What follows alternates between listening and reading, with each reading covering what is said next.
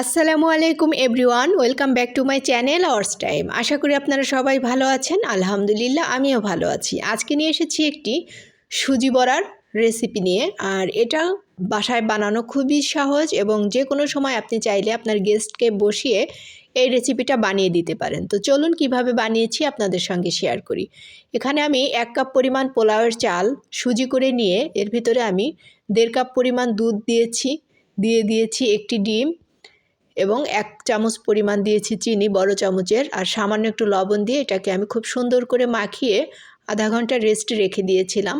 আধা ঘন্টা পর প্যানে পরিমাণ মতো তেল দিয়েছি, আর তেলটা দিয়ে আমি একটি চামচের সাহায্যে তেলের ভিতরে বড়াগুলো দিয়ে দিচ্ছি।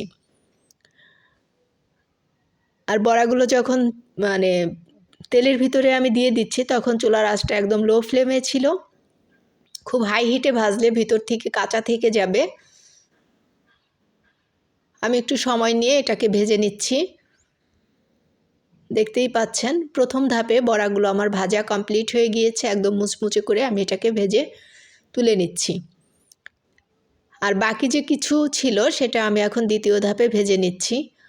আর এই বড়াটা এতটাই টেস্টি হয়, আপনি বাসায় গেস্ট আসলে বা আপনার বাচ্চাকে যে কোনো সময় এটা বানিয়ে দিতে পারেন খুবই হেলদি উপায়ে, এবং এটা টেস্টটাও হয় খুব সুন্দর, এবং আপনার বাচ্চাকে আপনি যখন তখন অল্প সময়ের ভিতরে এটা রেডি করে দিতে পারেন।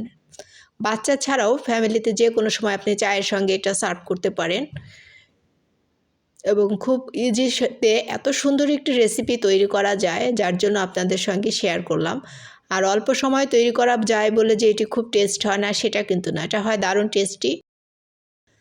তৈরি হয়ে গিয়েছে আমার সুজির বড়া।